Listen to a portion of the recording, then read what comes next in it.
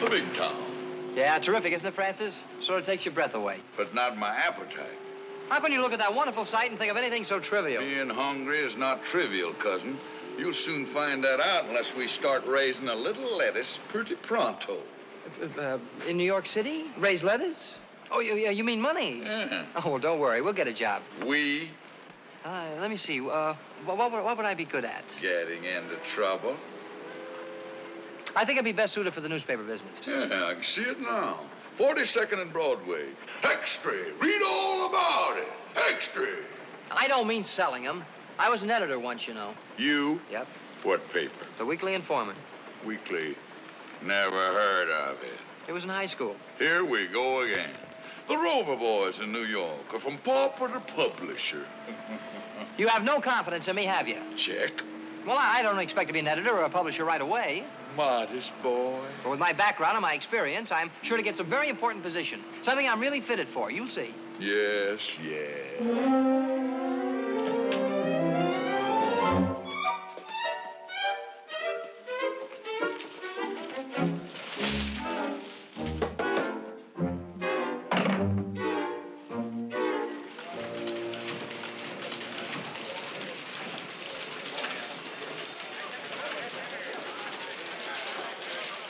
Copy, boy. Rewrite.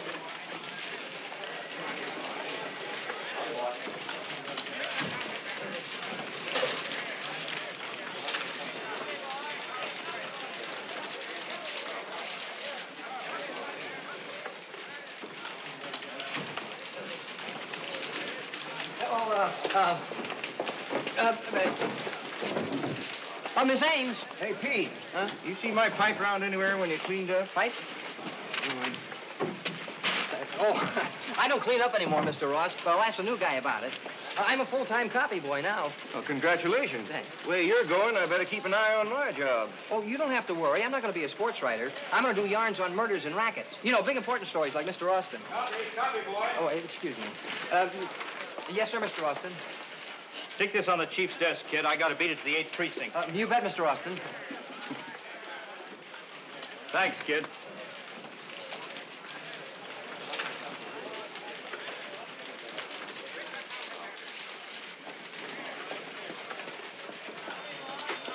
Did you call this a gossip column?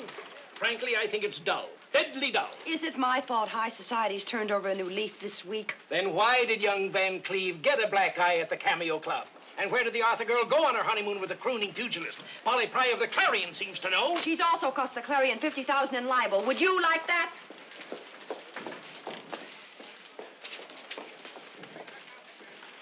Well? Mr. Austin's copy, sir.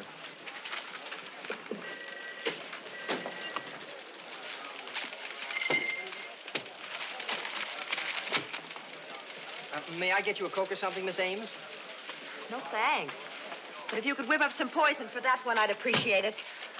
Well, I think your column's swell. Never miss it. I'm flattered, but there may not be a column to miss unless I can dig up some wealthy and prominent family skeletons. Copy, boy. Oh, excuse me. Say, is Mrs. Potterby what you call the society stuff? This is Henry Potterby, the banker's wife? Yeah. I'll say she is. Why, do you know something? Come on, give. What about Mrs. Potterby? Oh, well, nothing, really. It's mostly about a chorus girl named Trixie Blue. What does Trixie Blue have to do with Mrs. Potterby? Well, nothing. She doesn't even know her. But you see, her husband... Whose husband, Trixie's? No, Mrs. Potterby's. But he won't be for long. Don't you believe it? They're devoted to each other. Well, not since the raid. Raid? What raid? The one at the Wilburton Arms. Say, what's the name of that perfume you use? Oh, 5 Roses. Now, look, about that raid, who did the raiding? Mrs. Potterby. She found her husband in one of the apartments. And that's where Trixie Blue comes in? Oh, no. She was there all the time. It's her apartment. Look, Sterling, are you That's my last name, Miss Ames. I wish you'd call me Peter. My friends do. All right, Peter. But are you sure about this Potterby yarn? Of course I'm sure. Wouldn't tell you if I wasn't. But where could you find out about it? Well, that's something I can't tell anyone. But if you don't trust me, maybe you better wait and see. Copy, boy.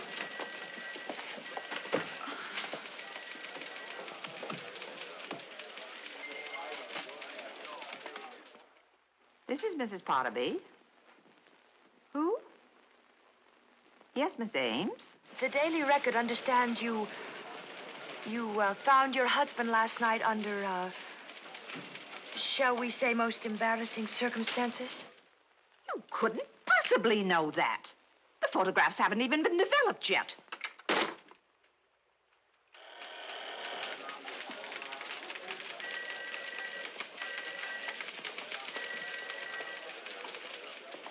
You were right as rain, Peter, darling. I'll never doubt you again. Oh, can I take your copy? No, I'm going to take this one into his nibs myself, but thanks a million.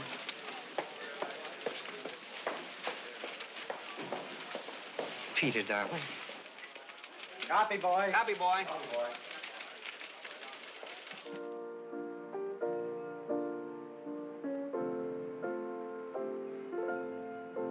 While the soft breezes sigh, as in days long gone by, boom, boom, way down in Missouri, where I heard this melody. Watch it, Harry, when I was a pickaninny on my mammy's knee, oh, the dark is boom, boom, dee-dum, boom, boom, boom, boom, boom, boom, boom, boom. Hey, Pete, how about chow? Oh.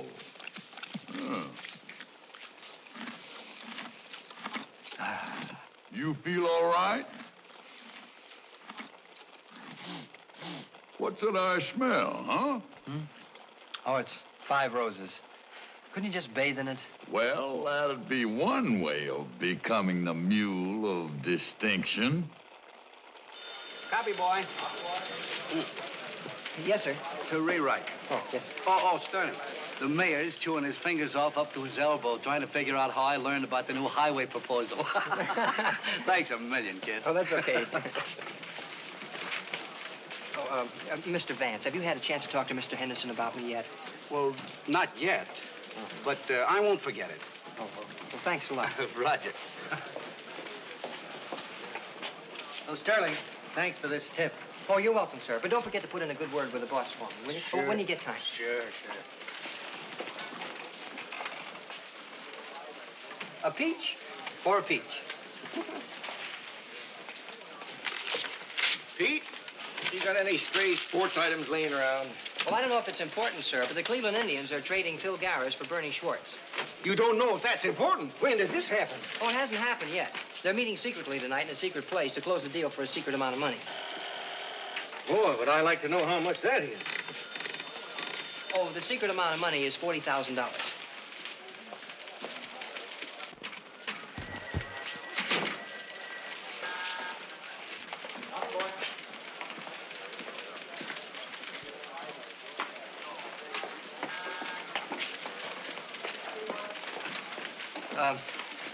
I don't mean to bother you, Mr. Austin, but I wonder if you'd do me an awfully big favor when you have a minute to spare. You've caught me in a very spare one, Pete. Just name it. Well, I rewrote that piece like you suggested, sir, and I wondered if you'd mind taking a look at it again and see how I did. You know, my one ambition is to be an ace reporter like you, sir. And, of course, I know it takes a long time, but I want to help expose crooks and stuff. Stuff is right, as in Turkey, which is what you can do with that double-talking rehash on the 10th Avenue murder. How can I get a yarn on it when the DA and the police have clammed up, even on City Hall? But you're an ace reporter, lover boy. A little thing like that shouldn't stop you. Get a story. Get a story, the old buzzard. No one even knows who the corpse is yet.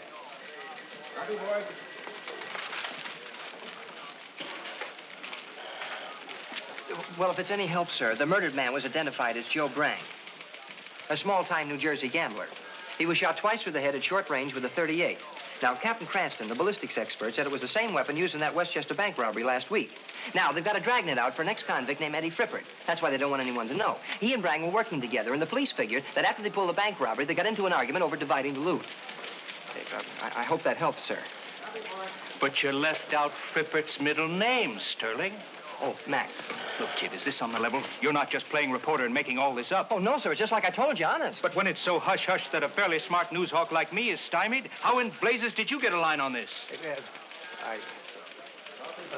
I can't tell you, sir. You just have to take my word for it. Okay, I'll do it. After all, no smart reporter divulges the source of his information, does he? Thanks a million, kid.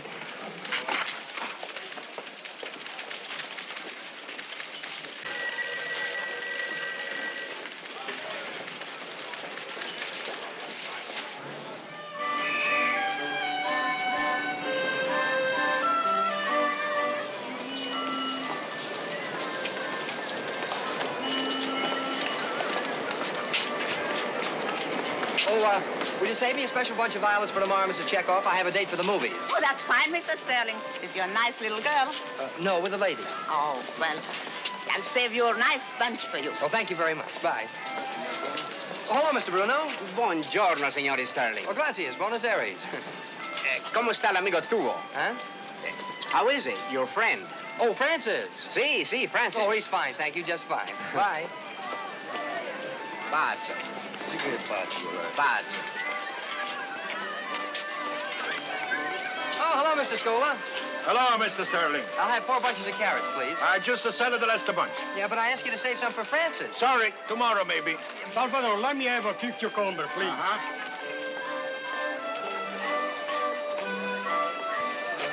Mr. Sterling! Mr. Sterling!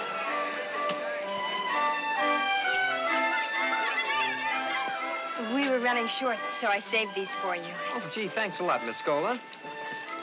You called me Maria yesterday. All right, Maria. Oh, I hope your father won't be angry about these. I know he doesn't like Francis. Oh, it's not that he doesn't like Francis. He just thinks it's foolish of you to keep such an expensive pet. But Francis isn't a pet. He's a friend. Well, I know, and I've explained that to Papa. Well, then he doesn't think I'm foolish anymore. Oh, no. Now he thinks you're crazy. Oh. Oh. Well, thanks a lot for these, Maria. Looks like your little Maria, she's a crazy nuts about the guy next door. She's not a crazy nuts. He's a crazy nuts. What did you say that, Salvador? You remember the old staple I keep in the back when I used to be peddler? See, Well, this man, he pays me every month to keep his pet over there. it's not so crazy. Everybody likes to keep a pets. But this pet is a mule. A mule? You don't mean to say una mula? Sì, una mula. Una mula, Quando possibile. ti dico che quella è pazza, è pazza. Ma deve essere per forza Ma pazza. quello va a finire al Ma manicomio. no, ma Seconds? Oh, thanks. Excuse you. Oh. Here's your paper. Thanks, Pete. Hey, here's the story I gave you on that Joe Brain killing. Sure. Made front page. Well, how come it's under Dan Austin's name? Well, I passed it along to him. Why? He's our best reporter. Oh, why should any reporter get his name on your story, huh? Well, it'll be different after tomorrow. Yeah? I'm going in and demand that Mr. Henderson make me a reporter. Oh, says you. Hey, they're raising taxes again. Remind me to write a letter to the president. Francis, I think the time has come for me to settle down. Lead a more normal life. I want to get married. Come again? Said I want to get married. That's what I thought you said. I'm in love. I thought you looked goofier than usual, but on you, it's hard to tell. It's a wonderful feeling, Francis. You've been watching the birds and the bees? You know, when I look at her, Oh. I get hot and cold, cold and hot. Yeah. And when she looks at me, it's like being struck by lightning. Oh. My heart starts going Oh. pitter-patter, patter-pitter, like the raindrops. And my blood starts roaring like a hurricane. Is that love or a weather report? That's not funny. You don't seem to realize this is one of the most important moments in a man's life. A man, he said. She ain't a bad dish as females go. Who isn't a bad dish? Maria. Maria? Why, she's just a little girl. I'm going to marry a woman of the world. Alberta Ames. Well, kiss my great Aunt Regret who won the Derby. Not that tomato that writes all that grape juice in the Daily Record. Alberta is not a tomato. Be that as it may, have you set the date? Huh? No, not exactly. I haven't even proposed to her yet. Oh, then the dame hasn't lived yet. I'm taking her to the movies tomorrow night. Gee, I wish you could see how sweet, how wonderful, How lovely. Love. It's worse than a bad case of hoof and mouth disease. You have no understanding.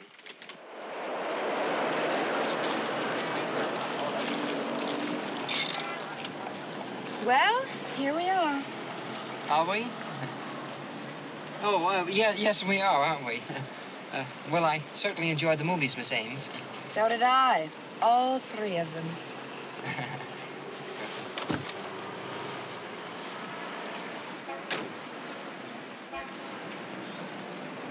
Oh. Well, it's been a wonderful evening, Miss Ames. Thanks for bringing me home. Good night. Peter, aren't you going to ask me in? In my apartment? Just you and me alone? Well, after all, Peter, I do trust you completely. Oh, yes, yes. Well, it's just that, after all, I'm a man of the world. Tish, tish, tish.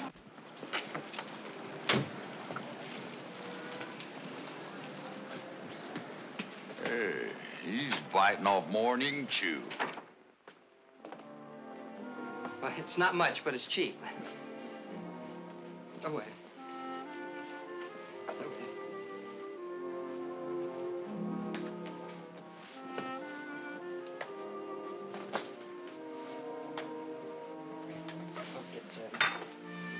Thank you, Peter.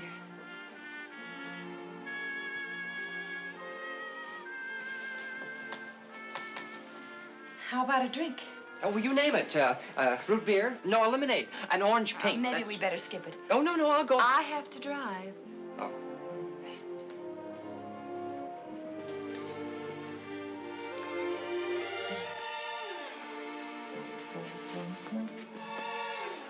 Why don't you sit over here?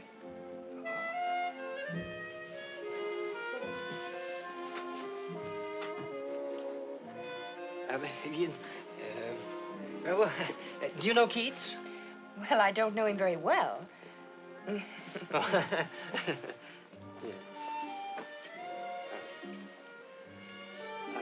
Miss Ames. Alberta to you, Peter, dear. Alberta? Gee, thanks. You know, I just love the smell of that 5 roses on you. Oh, I didn't know it was noticeable. Oh, I'd know you by it even if I were blindfolded. Alberta, I have a confession to make. Yes, Peter? Well, you dropped this in the office the other day, and I picked it up and kept it. I hope you don't mind. Mind? Why, I'm flattered. I may even say I'm thrilled. Well, you know, there comes a time in every man's life when he has to start thinking of the future. Peter, you're not going to pop the question. Yes. Alberta, tomorrow I'm going to ask Mr. Henderson to make me a reporter. Well, I think you'd make a good reporter, Peter, with all your connections. Connections? Well, you know where you get all that wonderful inside information. Oh, that. Don't you think you ought to let Alberta in on it? Just to prove how much we trust each other. Please, don't ask me. See? You really don't trust me. I do. Then you mustn't keep secrets from me. Yeah, but... Please, Peter. Tell Alberta.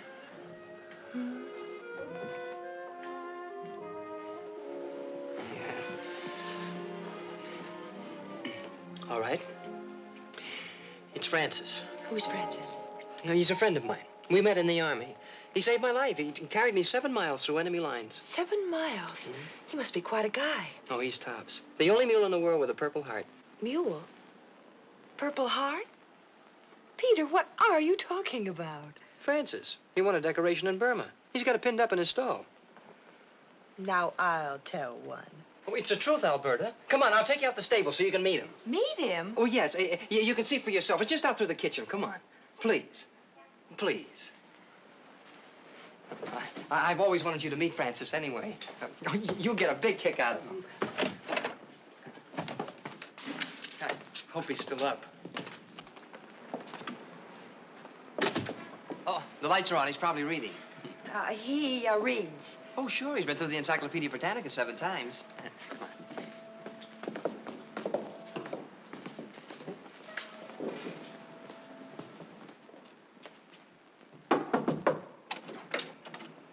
Hiya, Francis. You decent?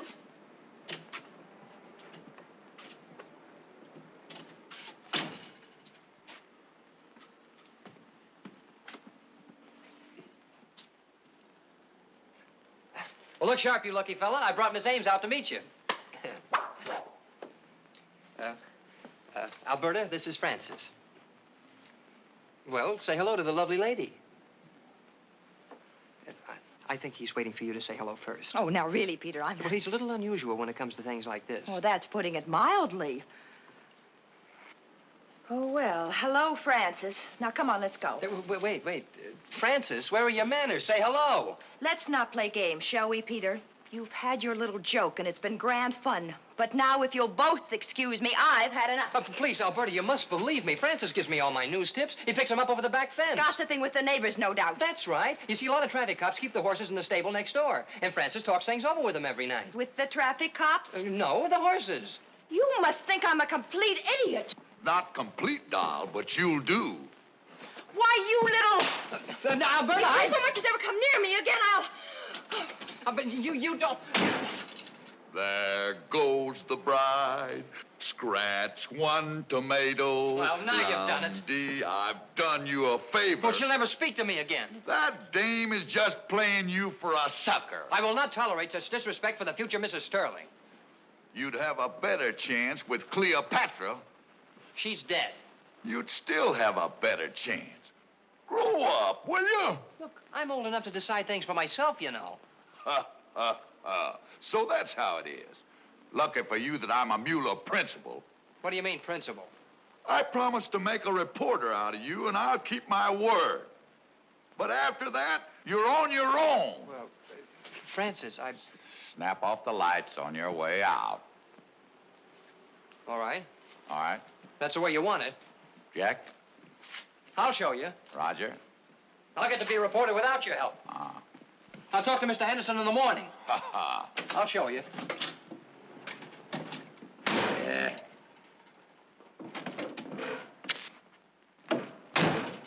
Good night, lover boy.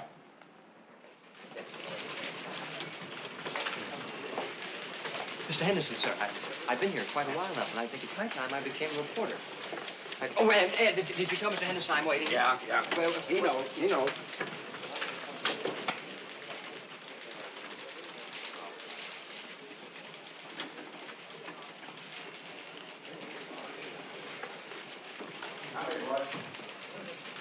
Well, beautiful, how'd you make out last night?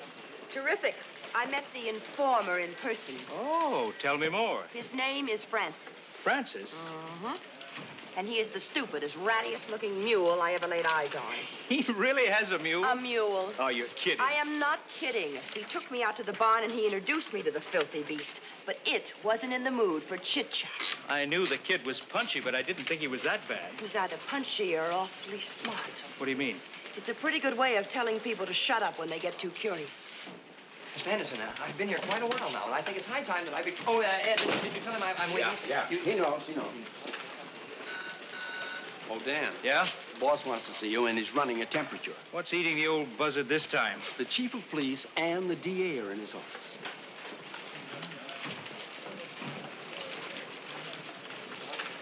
This is the sort of thing we can't have. It makes our job twice as tough. Come in, Dan. Shut the door. Well, good morning, gentlemen. Crime must be taking a holiday. Never mind the wisecracks, Austin. It seems you've upset the authorities no end. Where did you get the lowdown on the Joe Brang killing? Oh, so that's it. Was it somebody in my office? Was it someone in the police department? Now, we've got to know because we want to know, young man. Just a moment, gentlemen. A newspaper man can't tell you where he gets his information. I've been saying that for an hour. It's a matter of ethics. Ethics be hanged. If it's someone in the police department, I'll make him Come sorry in. for the... Well, If you please, sir, I'd like to speak to you. can't you see I'm busy? But this can't wait, sir. It's terribly important. Well, what is it? What is it? Well? Well, sir, I have been here for quite a while now, and I think it's high time that I became a reporter, sir. And I... Well, all the You books are pick a right... moment like this? Get out. Get out. We've had a dragnet out for Eddie Fribbit. And because of your premature story, he's given us the slip. He's probably in Mexico or on his way to Europe by this time. Excuse me, sir. All right, son, you've asked for it. See the cashier. You're through. But all I want to tell you about this, Mr. Frippard. I don't care anything about... Now... What about Eddie Frippert? Well, I know where he is. You what? You know where he is? Yes, sir. Well, where is he? Well, where? I don't think I should tell you now that I don't work here anymore. Better call him back. What do you mean? He is where I got the story. What? Get him! You! Come in here. Do you want me, sir? Get in here. Well, let's have it. Come on. Where is he? Where's who? Frippert, Eddie Frippert. Where is he? You said you knew. Oh, I do. Well, speak up, boy, speak up. Well, I don't work here anymore. For heaven's sake, you work here. Are you sure? You work here. Put it on paper? You work here. I do? Now, where's Eddie Frippert? Well, he's at 318 DeLacy Street, apartment 3B. Police headquarters, quick. He's under the name of Eddie Phillips.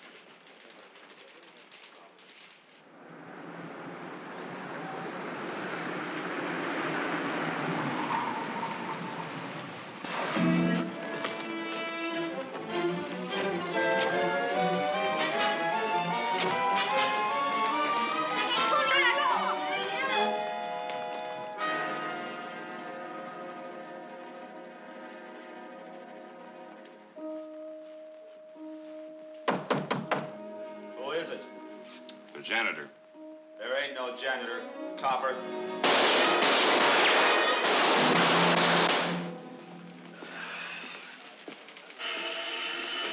Hello? Your call. Oh. Hanson speaking. Good. You were right, boy. I'll be right over. Well, Frippert was there. He's in custody. Ah.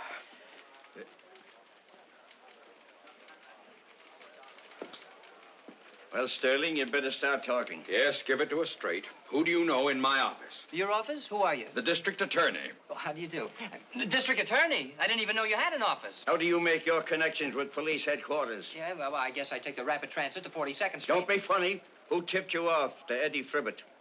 Oh, that? Yes, that. Well, I can't tell you. Why not? I can't tell you, that's all. Go ahead, Pete. Tell him about your mule. What mule? What about a mule? Sterling has an educated mule that tells him things. What? What sort of nonsense is this? He doesn't mean Mule Johnson, who was with the Tracy mob. No, this mule's name is Francis. Oh, stop beating about the bush. Now tell us where you get your information. I can't tell you. Good boy, Sterling. Lesson number 1. A good reporter never divulges the source of his information. Yeah, but really, Mr. Henderson, if you'd only... A reporter? Me? Well,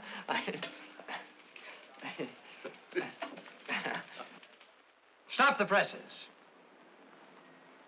Stop the presses. Tear out the front page. Copy, boy. Stop the presses. Stop the nonsense. Yeah. Stop the nonsense. What are you supposed to be?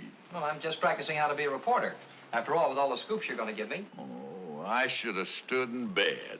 Well, what's wrong? Making you a reporter was one thing. Fixing it so you can keep the job, well, that's another. Yeah, well, wait till I'm a top reporter on the record. Alberta will come crawling, begging me to forgive her. Bourgeois with ketchup. Stop dreaming. Let's get to work. For this, I got the Purple Heart with 4 palms.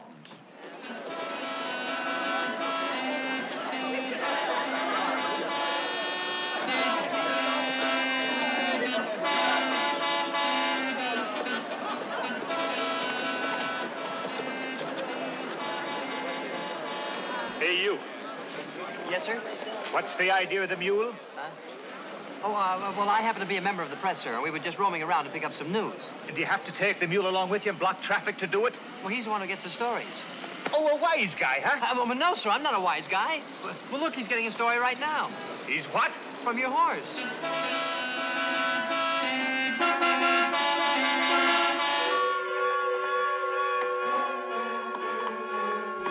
I tell you, there's nothing wrong with me. Look, the square pegs in the square holes, and the round pegs in the round holes.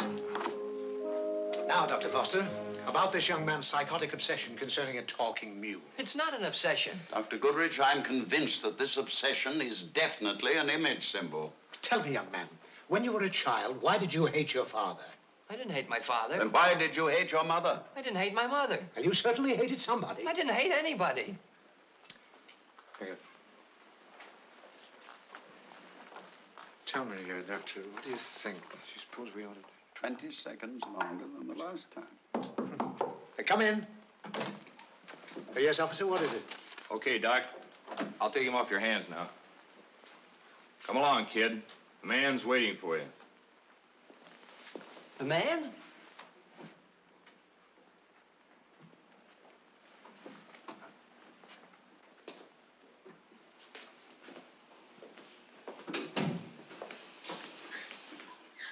Oh, Mr. Austin, am I glad to see you? I was afraid it was... Cheer up, kid. The release took some doing, but you're all in the clear now. Oh, well, that's wonderful. Does Mr. Henderson know? Not a thing. I covered up for you. Oh, you're swell. Thanks a lot. Look, kid, there's no point in antagonizing the police unnecessarily. Forget all this nonsense about the mule. Yes, sir. But you know where he is? Where who is? Francis. I said forget it. Yeah, but if he doesn't hear from me, he'll worry. Worry? A mule? Well, yes, he's very high-strung. High-strung? Yeah, I've been in that room now for 3 hours. I've been pushing a square... I am not going to move another peg until Mr. Austin arrives to get me out. Get you out? He's the one who put you in.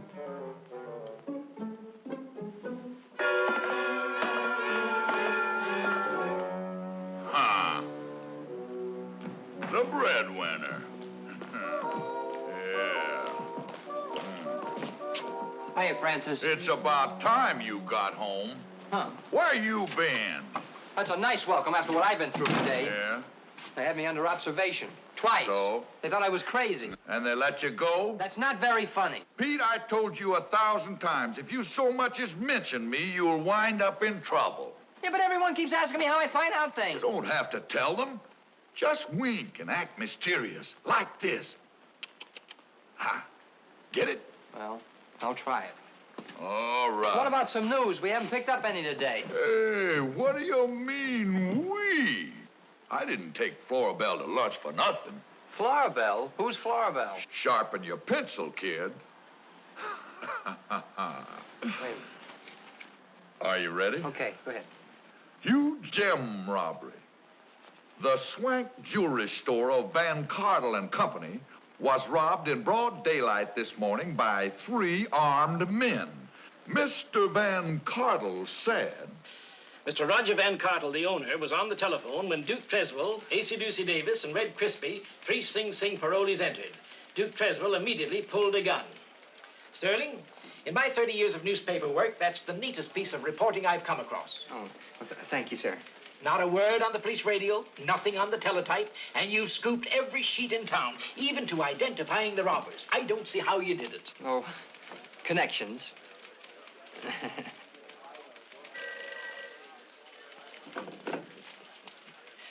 Yes, Henderson speaking. Yes, Chief. What? Are you sure?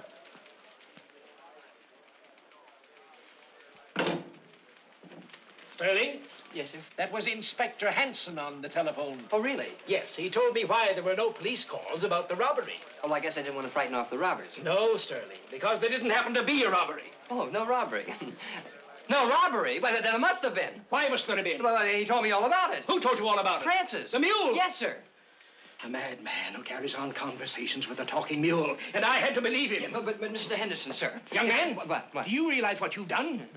We'll be sued by these 3 men. We'll be sued by the jewelry store. We'll lose half of our circulation. 30 years in the business, and you ruin me and the Daily Record in one fell swoop. Yeah, but Mr. Henderson... Young man, which one of my competitors put you up to this? Speak up. Which one of them did it? Well, it was my own idea. I mean, no one did. I'm going to finish. As soon as I get... Hello. Hello. Yes, Henderson speaking. This is Roger Van Cardle of Van Cardle and Company. How dare you, Mr. Henderson? How dare you? This establishment prides itself on being absolutely impregnable. Mr. Van Cartle, I assure you, the entire thing's a mistake. A horrible mistake. And an expensive mistake, Mr. Henderson. Our clients may hesitate about storing their valuables with us. We are therefore going to sue your paper for thousands. We'll sue for millions. But... Mr. Van Cartle, we'll print a retraction. You've got nothing to worry about. Absolutely nothing to worry about. Sterling, I demand to know where you got this story. You know how it is, Chief. I don't know. Where did you get it? A smart reporter never divulges the source of his information. Smart reporter, huh? I'll get it out of him, Chief. I'll handle this, Mulvaney. Now, look, son. You knew all about the crime before it was committed. You knew the participants. You knew the details. You must have been in on it. No, sir. Now, unless you explain to me how you knew so much, I'll have to arrest you as an accessory before the fact. But... Well, if you must know, it was through Toodles. Who's Toodles? Is she Duke Criswell's girl? Take it easy, men. Now tell me, who is Toodles and what's her last name? She doesn't have a last name. She's a horse. You mean she's a big, fat broad? No, she's a horse. Another one of your jokes, huh? It's no joke, sir. Well, I think I'd better explain. I think you'd better. Yes, well, you see, sir, Duke Creswell goes around with a waitress named Annie. And Annie has a sister named Minnie who works in the laundry. And she goes around with one of the drivers. And his horse's name... Toodles. Yes. Yes, his horse. That's right, sir. And when Toodles heard about the proposed robbery, she told Florabelle. And who is Florabelle? She's on the police force. Listen, wise guy, we don't have any Florabelles on the police force. Oh, yes, you do. She's a traffic horse. A traffic horse? Yes, up in Harlem. And when Toodles told Florabelle, Florabelle told Francis. And Francis... and...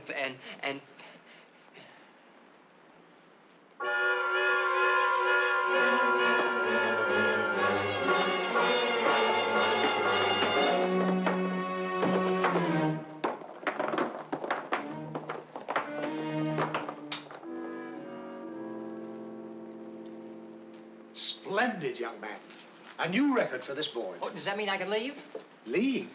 Are you crazy? That's what we're trying to find out, Doctor. Oh, yes, of course. Now then, gentlemen, about these schizophrenic hallucinations. They're not hallucinations. Francis does talk. Tell me, young man, do you ever hear strange noises? Unusual sounds, peculiar vibrations? What do you mean, sir? Well, whistles, bells, horns. Oh, yes, sir. Regularly? Yes, sir. How do you explain that? I live down by the East River. No, young man. You don't understand. Do you ever smell unusual smells? Smells? Yes, strange smells that you can't identify. Oh, yes, sir. How do you explain that? I live down by the river. Is it one particular mule, or do all mules talk to you? Just one, sir. Francis. But did you ever hear things talk to you? Tables, chairs, airplanes, toothbrushes? No, sir, of course not. How about chickens? Can chickens talk? No, sir. How about parrots? Can parrots talk? No, sir. Ah, but parrots can talk. I know they can. But you said they can't. But you're all looking at me like I'm crazy. Now, I'm not going to answer one more question until I can talk to Francis.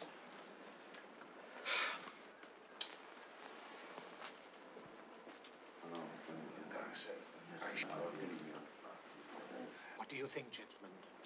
I say, let him talk with the animal. It might be most interesting. You mean the mule will come here? No. I'll go along with Sterling and observe his behavior during an actual period of hallucination. Young man, we've decided to let you converse with this mule. Well, it's about time. May I use a phone? Phone? Telephone a mule? Yeah. No. We want you to speak to him in person. And Dr. Goodrich will go with you. Yeah, but... Yes. Good afternoon, Francis. So this is Francis. Yes, sir. There couldn't be any mistake, could there, Sterling? No, sir. Francis, this is Dr. Goodrich, a psychiatrist from the hospital. Would you please tell him that I'm not crazy? Is the mule talking to you now? No, sir. Now, Francis, I know we've been through this before, but please, you can't let me down now. Easy now, easy. No, he's just being stubborn, that's all. Oh, is that what it is? Yeah, every now, time come here, my boy. I understand perfectly. You are worried because your animal friend won't speak to you. Well, yes, sir. But you needn't be. You must realize that there's nothing unusual in what has happened to you. I've seen hundreds of cases, and they recover. Yeah, but there's nothing wrong with me. I know.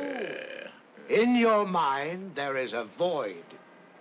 Well, like a vacuum in nature, it demanded filling, you see. Well, not exactly. Almost always we find such cases seek some person or animal who is in trouble. Hurt, suffering, or miserable. Like this silly creature. Just look at him. Undersized, dull-eyed, spiritless, decrepit, stupid. As sad and broken down a beast as ever heaven created. But I still got my own teeth. Can you tell? Who said that? I did. Who is I? I is me. But who is me? Well, don't you know who you are, Doc? Well, I told you could talk, didn't I? I told you. Sure I can talk, but none of this drivel I've just been listening to. it is not drivel. Why, here is a clear case of hyper-imaginative reaction induced by emotional starvation. Acute symptoms of urban claustrophobia.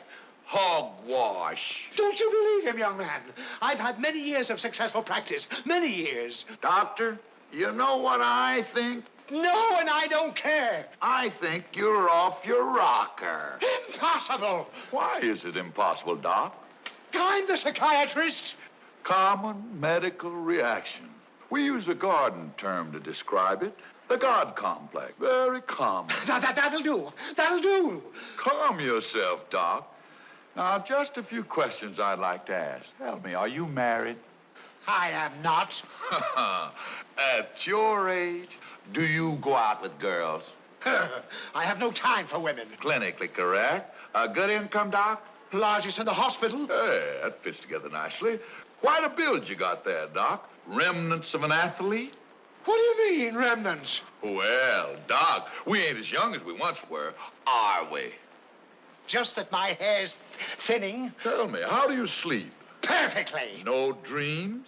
Of course I dream. About being chief of staff at the hospital? Well, yes, as a matter of... My dreams are my own affair. I'm being insulted. Yeah. Get me out of here. Of course. Get me out. Get him out. I think we'd better leave. Yeah, take him I'm out. being insulted. Get me out. Get me out. Unhappy case.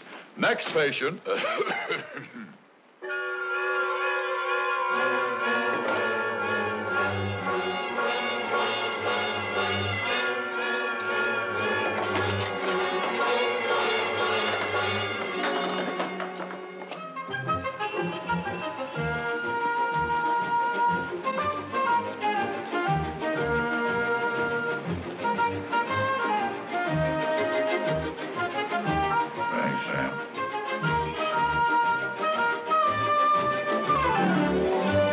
Is this on the level, girls? Huh? Direct from the start.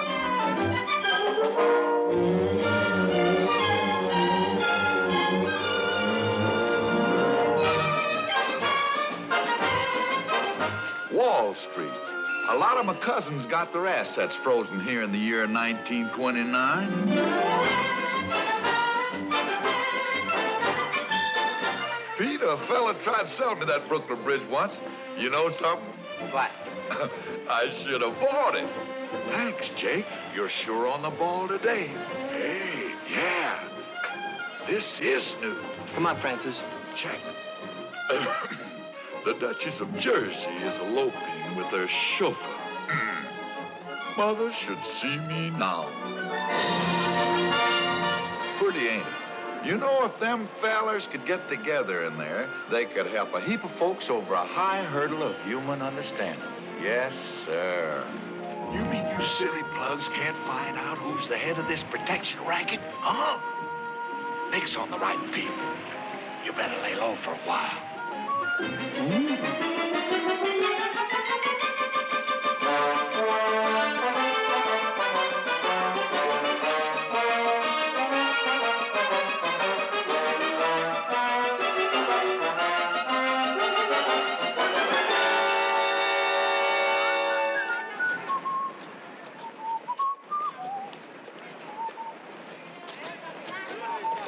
Good evening, Mr. Stanley. Hello, Mr. Francie. Good evening, Mrs. Seidler.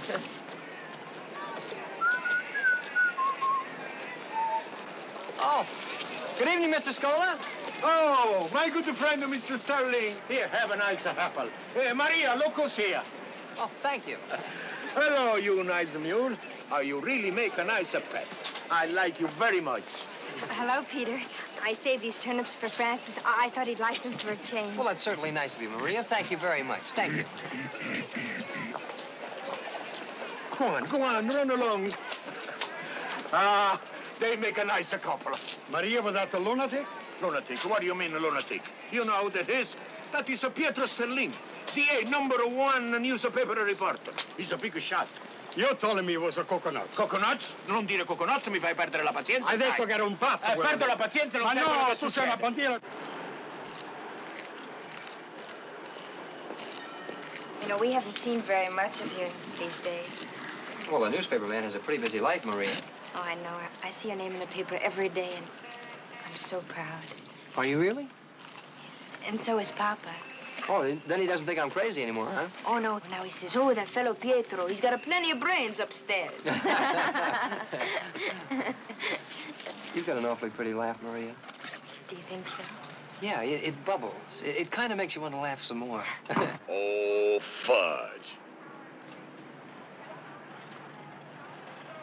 What did you say? I said I'm a pretty good judge.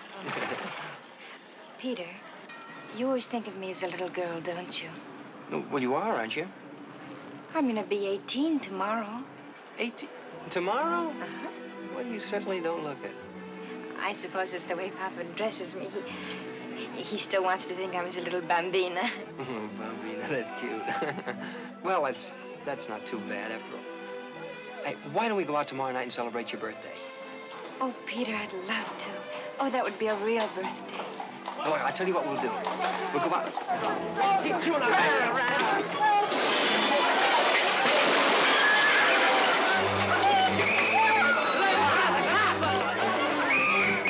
Second at a time. That's a too much, you know? Take it easy. You'll be all right. Get it out. Let me help you. Do you know who those men were? Come on, Giuseppe, tell us. I think they were the insurance people. The insurance people? What do you mean? No, don't ask me. I don't know nothing. Please, don't ask me. All right, break it up. Come on, give him some air here. Get moving. Come on, get along with it. You know better than that. Come on, move along. Come on, break it up. Oh, come on, let's go here. I'm going to take a chance, Pete. That horse was right. The yarn I'm going to give you will bust this town wide open. You mean that old peddler getting beat up? Is that important? Yeah, and he's just one of the hundreds of little guys that's being gypped by one of the biggest rackets in this town. From now on, you're a crusader. A crusader? Not a top reporter until you started a couple of crusades. Start riding. Shoot. Racketeers terrorizing small merchants. Racketeers, huh? Don't interrupt. That peddler's horse was tough enough to understand. How come? Oh, he talk with an accent. Racketeers terrorizing small merchants by Peter Sterling. Under the guise of selling insurance, a group of racketeers, headed by a supposedly reputable businessman, has been exacting tribute from small merchants, peddlers, and street vendors in various parts of the city. I don't like it, Brad. Not one bit. Looks like one of our clients did a little talking, Mr. Garnett. Headed by a supposedly reputable businessman? The newspaper didn't get that from any client. Nobody knows about me except you and a few of your boys. You know you can swear by me and the boys, Mr. Garnett. I don't swear by anyone, Mitchell. Well, it might have been just a lucky guess. Some reporter fishing in the dark. I can't take any chances. I worked too hard keeping myself in the background. Get me Alberta Ames at the Daily Record. I've got to find out what this fellow Peter Sterling knows. Miss Ames and I used to be rather chummy. I'm sure she'll be glad to cooperate. Miss Alberta Ames, please. Yes? Why, certainly. Jeff, darling, how very nice. It's been such a long time. Yes, too long. Alberta, you can do me a slight service, and you'll find me most grateful. Who? Yes, I know him quite well. I'm sure he'll be delighted.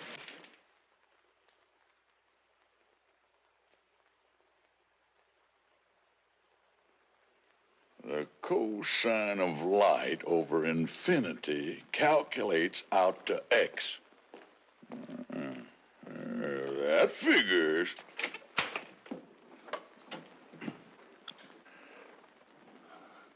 Well, how do I look? Oh, no. You didn't have to rent that monkey suit just to have a date with Maria. Oh, it's not Maria. Something else came up, something very important. Oh, you made up with that tomato. She's not a tomato.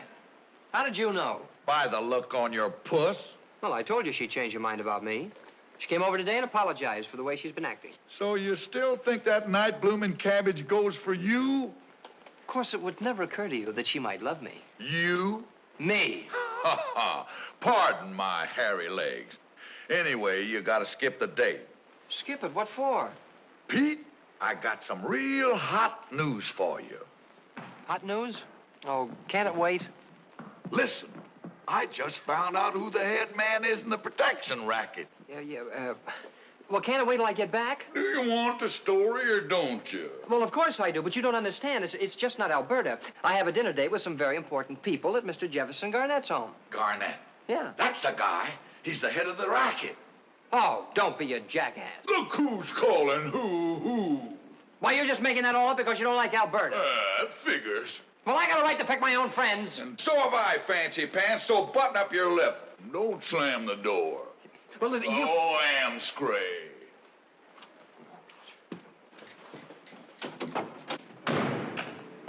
Oh, Peter!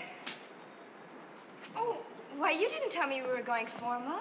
Huh? Well, we're not. I mean, there's been a change in plans. I was just coming over to tell you. A change? Yes.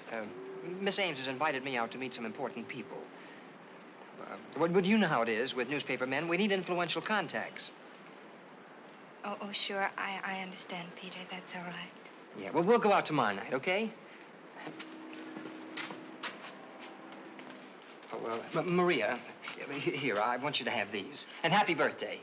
Oh, no, I couldn't, Peter. You better keep them for your date. I brought these carrots for Francis. Well, thanks. Well, I was a little rude to Francis just now. Perhaps I'd better go back and apologize.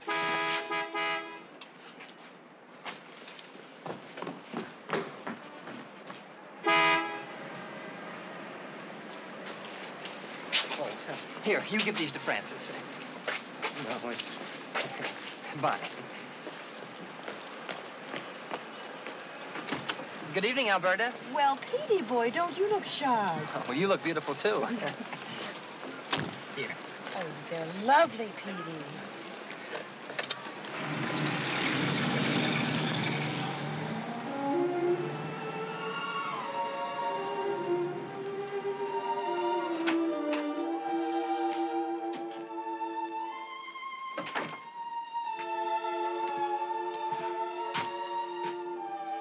I'm so miserable, Francis.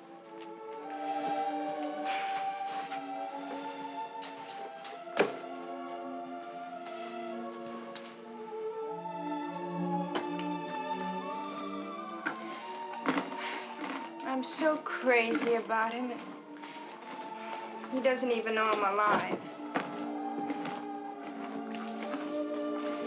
It's lucky for me you don't know a word I'm saying.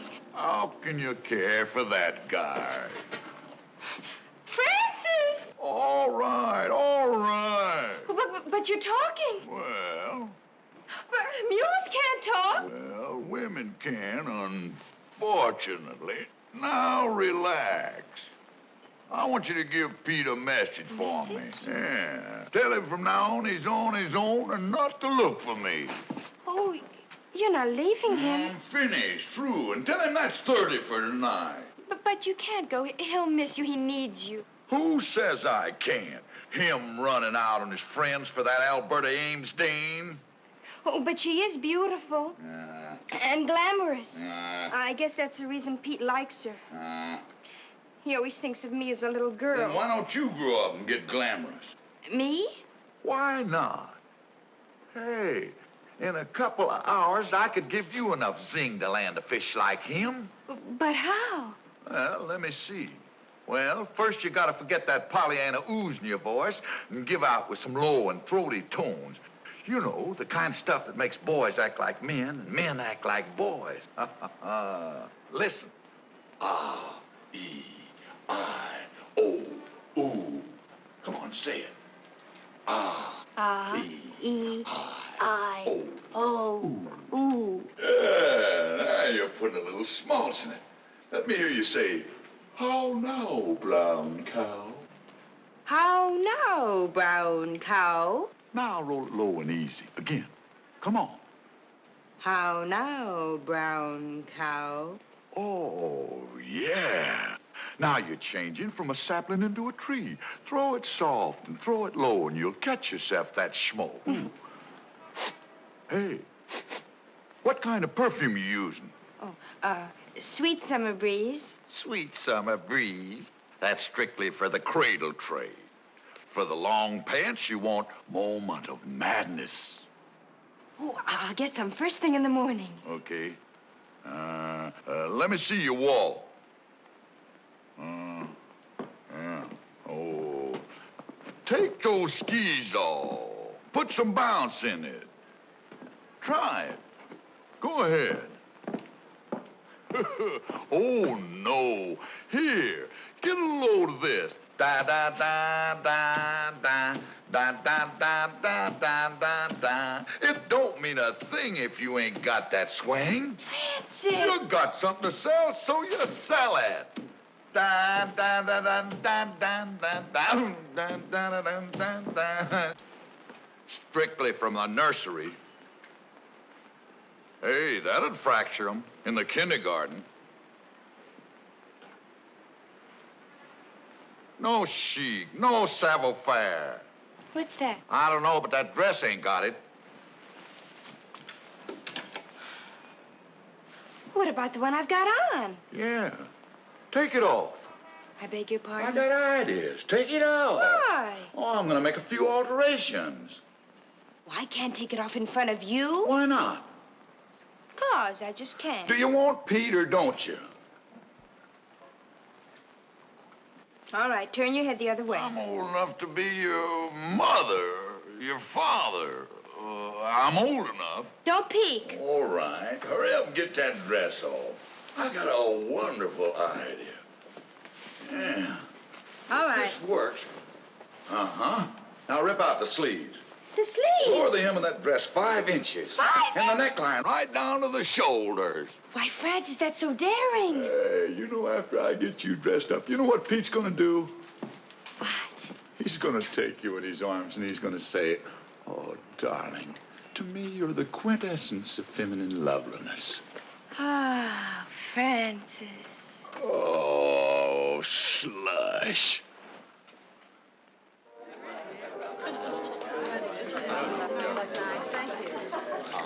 Getting everything you want? Very nice, Mr. Garnett.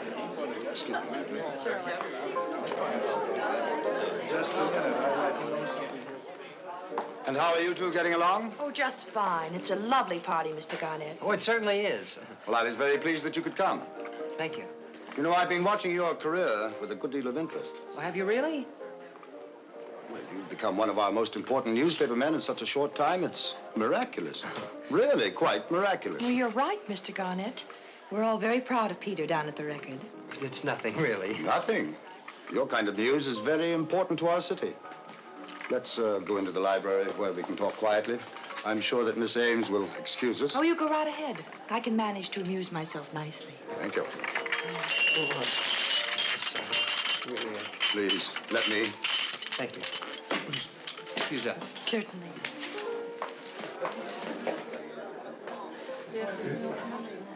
Fortunately, I can.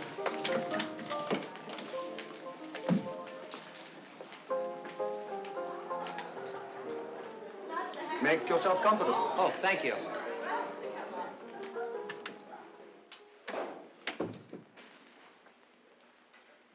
That was a very interesting story you had in today's Record. Oh, I'm glad you enjoyed it, sir. There's one thing that puzzles me, though, P.S. P.S.? What's that? They're your initials, aren't they? Oh, yes, sir. I'm known as J.G. It's informal, and I like it better than nicknames, don't you? Oh, yes. J.G. That business about a protection racket, that's a horrible thing, terrorizing people. Is your story based on actual fact or just an imaginary bit of sensationalism? Oh, it's actual fact, sir. One never knows what goes on right under one's very nose, does one? Yeah. You were a very clever young man to uncover something like that, even before the police. It's all in a day's work, sir. This reputable businessman you mentioned as being head of the organization, do you have any idea who he is? No, not yet, but I expect to find out who he is later on this evening. Really? That's interesting. Very interesting. Something funny, Mr. Sterling? I was just remembering. Francis tried to tell me it was you. Me? Yeah, the head of the racket. I guess that's Francis' idea of a joke. And who is Francis? It's one of my connections. Well, he must have rather a strange sense of humor. I should like to meet the gentleman. No, you wouldn't. I shouldn't have even mentioned him. Well, on the contrary, I think you should tell me all about this Francis person. Well, if you don't mind, sir, I'd rather not. Is he the one who told you about the protection racket? Yes, sir. Then I insist on meeting him. If I'm supposed to be mixed up in this, he certainly must tell me where he gets his information. Yeah, but Francis won't talk, sir. Well, this is one time he'll have to, I'm afraid. Well, if you even try to make him, you'll be sorry. Are you threatening me, Mr. Sterling? Beg pardon, sir. May I serve either of you gentlemen with a drink? Not now, Mason. I'm afraid you misunderstood me, Mr. Garnett. I wasn't threatening you at all. It's just that Francis is very unusual. He's very, very stubborn. He won't talk to strangers. Sterling, how do you think I got where I am? It's from knowing how to handle people. Yeah, but Francis, it's not people. Well, you won't believe me, so I'll take you out to meet him sometime. Sometime? What's wrong with it now? Now? No.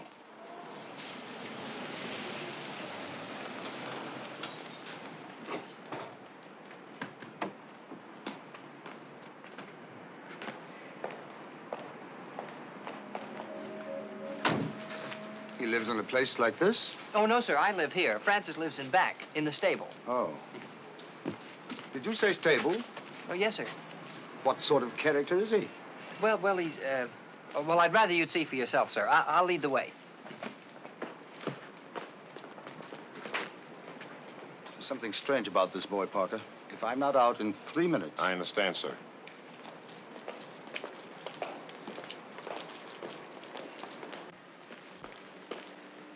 Lights are out. Must be asleep.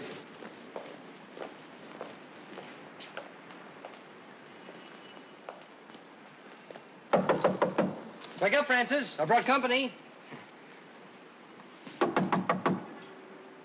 Hard sleeper. Francis! He's not here. You mean to say somebody lives here? Well, you better prepare yourself for a surprise, J.G. A surprise? Yes, sir. I was afraid to tell you before for fear you wouldn't believe me, but, well, Francis isn't a man. Well, this is hardly a place for a woman. Oh, well, Francis isn't a woman either. Isn't a man, isn't a woman. What in blazes are you talking about? Francis is a mule. A mule? Yes, sir. Well, I didn't come down here to visit any mules. What about this person who's been giving you those newspaper stories? Well, that's Francis, sir. The mule? What sort of juvenile prank is this? Oh, it's not a prank, sir. Oh, wait till Francis gets back. You find out. Gets back? Where is he? Yeah, he's probably out getting some stories. Sterling, are you talking about a mule? Yes, sir. I know it sounds unusual, but Francis is an unusual mule. Wait till you talk with him. You'll see. Wait till I what? Talk with him, and you can pick any subject. You've been having a little joke at my expense, haven't you, Mr. Sterling? Well, no, sir. Well, either that or you're a mental case. Well, certainly not, sir. Say, what is this all about? Well, now, I'm not in the habit of being made a fool of. But, sir, J.G., Mr. Garnett, you don't understand. You're bending me. Listen, if you give me... Mr. Garnett! Mr. Garnett! Mr. Garnett, speak to me. Mr. Garnett, speak to me, Mr. Garnett. Listen. I heard a shot. Mr. Garnett. Oh, he's dead. Look, the killer's outside. I gotta get... No, you don't. I don't what? You don't go away. What do you mean? I didn't kill him. We'll let the cops decide that. Oh, no, it's police. But I didn't do it. I didn't do it, I tell you. I didn't do it, I tell you. I didn't do it. All right, then, who did? I don't know. Maybe Mr. Garnett had enemies. Jeff Garnett was a respected gentleman. A respected... Mr. Hanson, how can you say that? He was head of the protection racket. Where did you get that fantastic notion? From Francis. He tried to tell me, but I thought he was kidding. Who's Francis? I told you, gentlemen. Don't start that mule talk again. If you're trying to build up an insanity plea, Sterling, it won't work. Look, if you just send for Francis, he could clear this whole thing up in a minute. Look, will you please send for him? Me send for a mule? Yes. I should say not. Well, then would you send for the girl that lives next door to me? She'll bring him here. What's her name? Maria Scola. Maria Scola. What connection has she with this case? Maria? Well, none. She's been outside in that waiting room for 2 hours. Maria's been out. Sit down.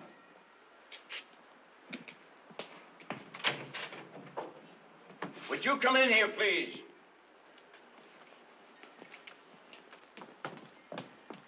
Maria, am I glad you're here? Oh, I came as soon as I heard. You gentlemen are all wrong. Peter didn't kill Mr. Garnett. I know he didn't. Well, that's what I've been trying to tell him. I've been over here. Gee, you look different. It's your hair. And the dress. And your eyes. Everything. You really think so, Peter, honestly? Well, yes. Well, I never noticed before. But you're so pretty. I mean, you've grown up. Oh, thank you, Peter. You know,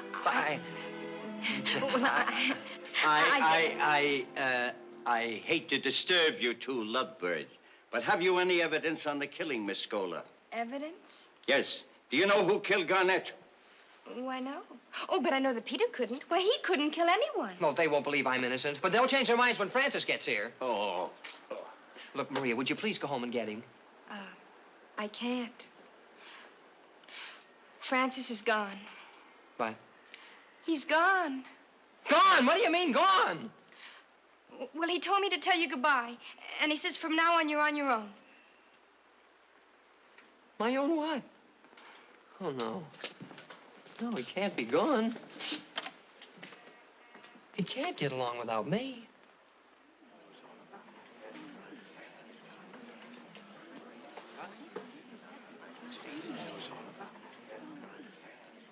And you are certain, Captain Cranston, that the bullet which killed Jefferson Garnett was fired from this gun, Exhibit A?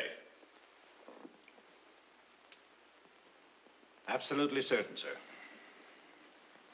And this is the same gun, is it not, upon which were found the fingerprints of the defendant? The same gun, sir. That will be all, Captain.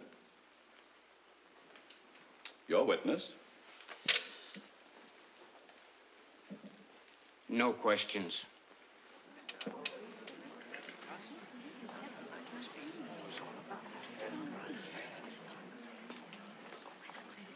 And when I reached the stable, I saw Mr. Garnett lying dead on the floor. And Mr. Sterling, with the gun in his hand, was trying to run away. So I stopped him. And how long a period of time elapsed between the firing of the shot and your arrival at the stable? Oh, less than a minute, sir. That will be all, Mr. Parker. Your witness, Mr. Cavendish. No questions.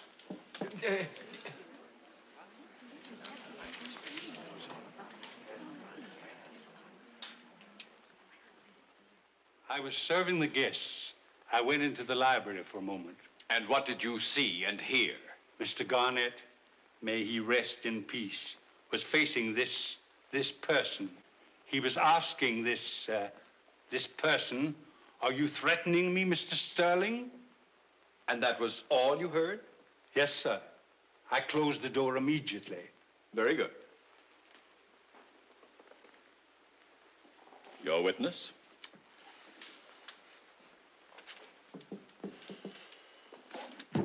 No questions. Aren't you going to ask anybody any questions? What's the use? Our only hope is to throw ourselves on the mercy of the court. Oh. What?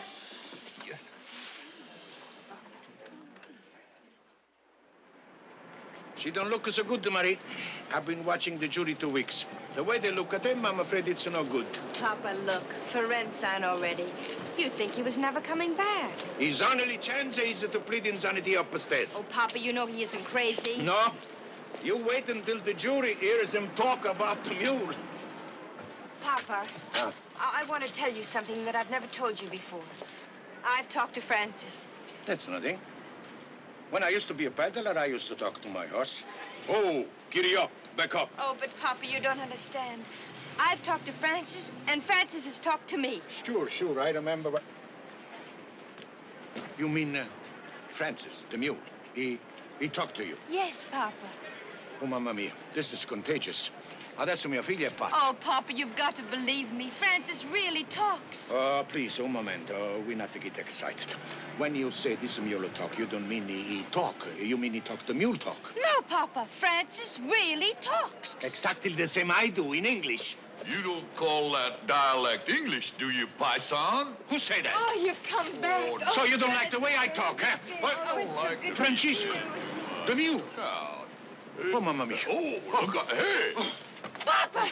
Papa, what's the matter? Papa! After the shot was fired, Mr. Sterling, and you picked up the gun, what did you do next? Well, I started after the murderer, but the chauffeur stopped me. But you do admit that you and Garnett were scuffling just as the shot was fired? Yes, sir. Ah. And what was this scuffle about? Well, I think he was worried about how much I knew. How much you knew about what? About him being head of the protection racket. What? That's not true.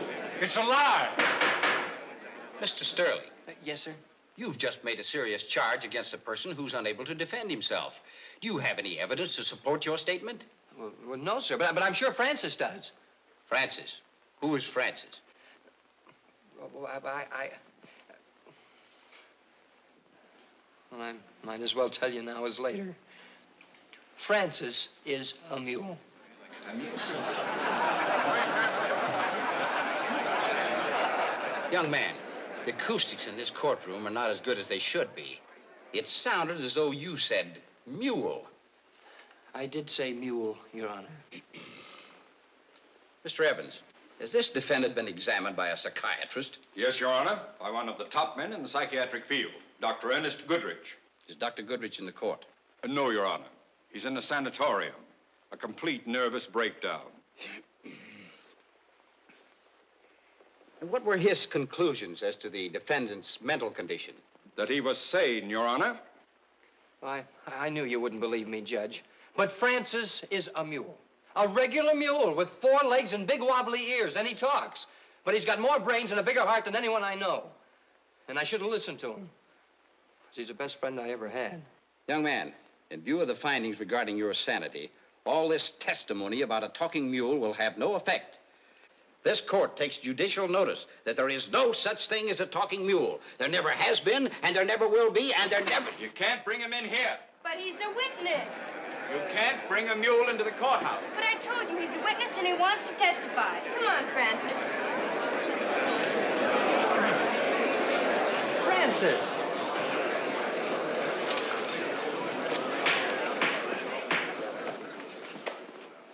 Young lady, what's the meaning of this? Sir, this is Francis, and he's come here to help Mr. Sterling.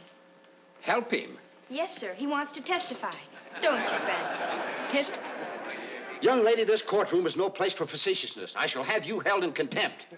But she's not in contempt, Your Honor. Francis did come here to help me, didn't you, Francis? Well, go ahead and tell His Honor all you know about Mr. Garnett.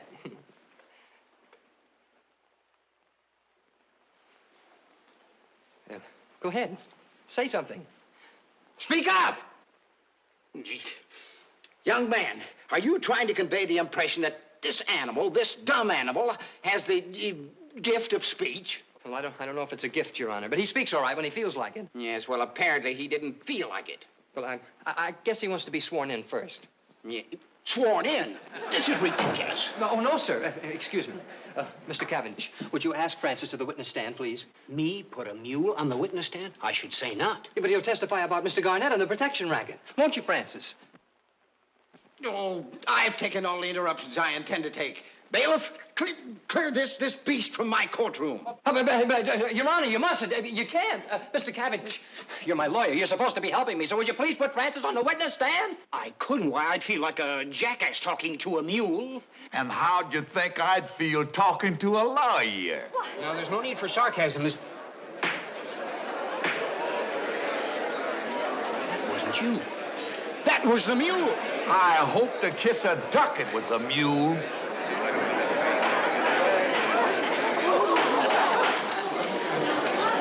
Clear the courtroom! Clear the courtroom! Take the stand. All right, Francis.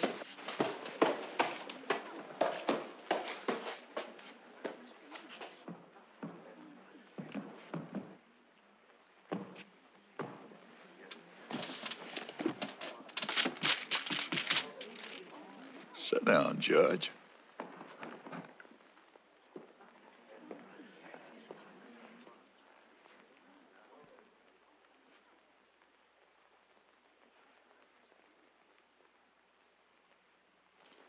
Raise your right hand. Your right foot.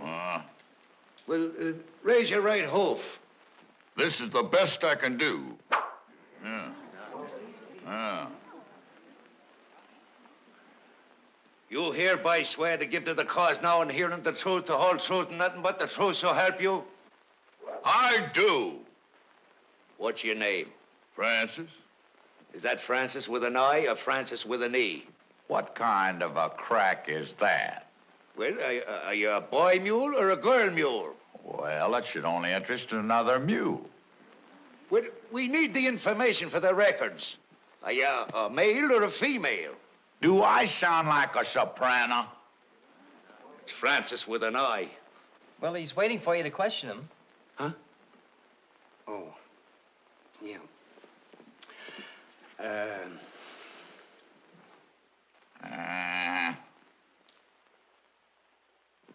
Well, sir, animal, mule, Mr. Francis, will you please tell the court and the jury what, if anything, you know about the alleged murder of Jefferson Garnett? Well, any one of 1,000 people could have killed Garnett. He was the head of the protection racket. How do you know? Every peddler in town knows, and they're all afraid to talk. But not their horses. What do you mean, not their horses? Just what I said, Judge. By tomorrow, I could have 100 horses here to testify. 100 horses?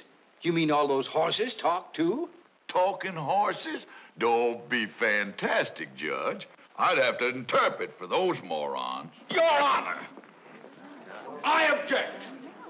Stay out of this, Blackstone. It's between me and the judge. The witness, this animal is testifying from hearsay. The Court of Appeals, in the case of the People versus Martin, interpreting Section 8256 of the Code of Criminal Procedure, approves such testimony in cases involving murder in the first degree. Look it up, Counselor.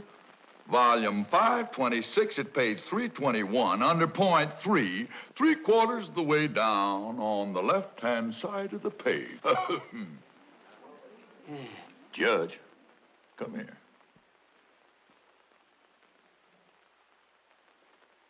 If you'll adjourn until tomorrow, I'll have Garnett's real killer for you.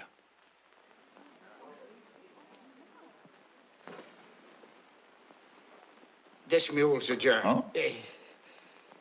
This court is dismule. 10 o'clock tomorrow morning. Thanks, Judge.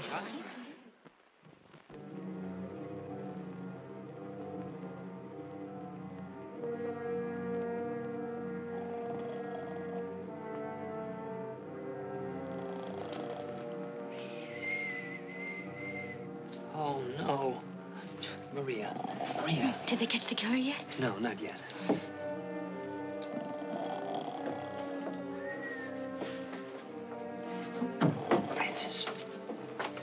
Francis, wake up. What's the big idea? Well, you picked a fine time to go to sleep. Got anything better to offer? But nothing's happened yet. You wake me up just to tell me that? Look, you said the killer would be here tonight.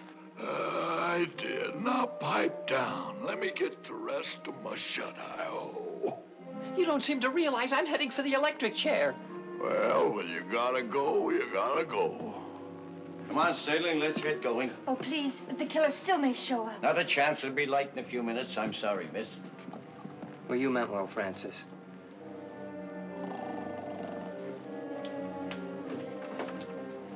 My trial's as good as lost right now. Come on, Sterling.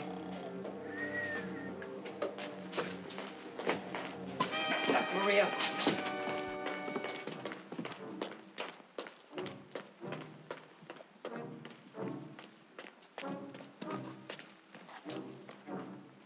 It's stolen. A car just up a lot, Chief. It was running without the lights. Maybe our man. Get set. All right. Francis, wake up. Wake up, Francis. Oh, I'm awake. Well, the killer's here. Well, that figures. But you still haven't told us why he's coming here. To kill me. To kill you? Oh, no. Yeah. He's afraid I'll put the finger on him. Shh.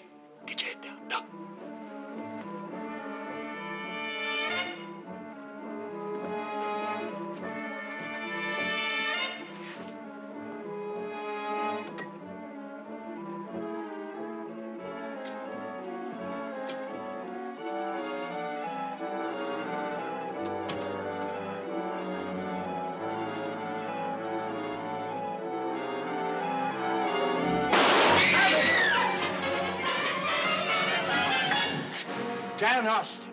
Mr. Austin, I don't understand. Start talking. I don't know what this is all about. I came in to get a story about the mule, and I got shot instead. You need a gun to get a story? I always carry a rod. Have ever since I was threatened by a hoodlum. As I came in, I heard noise and drew the gun. That's all there is to it. You're lying, Austin. Am I? Suppose you prove I am. If you know anything, we'll get it out of you. Yeah? You're not scaring some frightened kid. Wait a minute. I'll handle this. Come on, start talking, Stop you. him. He'll kill me. Sterling, talk to him. He'll listen to you. Oh, well, when he's like this, he won't listen to anyone. Come on. Start talking. Go on. Go on. I'll listen to you, Mr. Austin. Tell us why you killed Jeff Garnett. I don't know what you're talking about. Don't you? You've been sore at Pete ever since he took your spot as the #1 reporter on the record, right? You're wrong. I've always been Pete's friend. When you found out Garnett was the head of the racket, you decided to try a little blackmail on the gent, huh? You're crazy. Then when Garnett refused to be shaken down, you got cold feet. That's the most ridiculous thing I ever heard. Is it? You was afraid Garnett'd get you, so you got him first and tried to kill 2 birds by pinning it on Pete. You're a disgrace to the newspaper profession. You can't prove a thing. I don't have to prove it. I'm giving you 3 seconds to admit it. Better talk.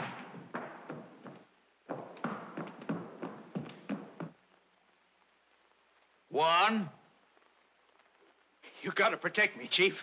It's your duty. This is illegal. If he hurts you, sue him. 2. 3. I'm getting on the target. The next one's coming at you. No, You better no, talk I'll about admit it. I'll admit it. I killed Garnett. Oh, shucks. Just when I was gonna have some fun, you gotta confess. Shooting off your big mouth. Yeah. Are you ready to go home, Francis? Home? With autograph hunters and sightseers stampeding that joint? We gotta move. Yeah, I guess he's right. With you so famous, it'll be hard to find a place with any privacy. Well, I guess this means that you'll be leaving New York. Yeah, I suppose so. Who said anything about leaving New York? Yeah, but I thought... Well, I'll do the thinking around here.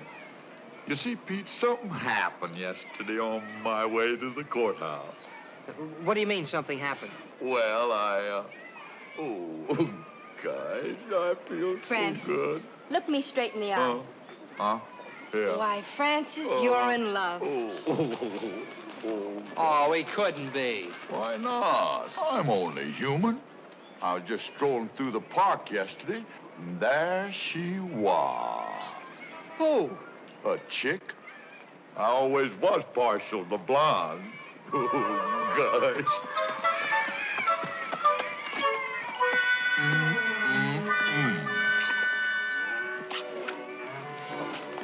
Excuse me. Francis! Huh? Francis, that's a zebra. Oh, don't let them pajamas fool you. Oh, don't be impatient, sugar.